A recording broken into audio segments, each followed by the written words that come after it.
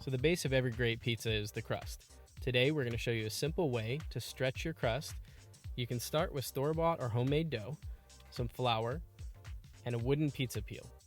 And what we're going to do is we're going to start by dumping some flour onto the work surface, gently taking the pizza dough and placing that first side down into the flour, and then we're going to turn that over, place the other side down into the flour, and brush off the excess.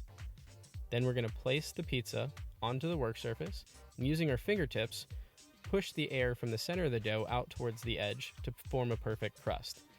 Do that, rotate your pizza until you've gone all the way around your pizza. Once you have that done, you're going to lift the pizza and let gravity stretch it a little farther if you'd like.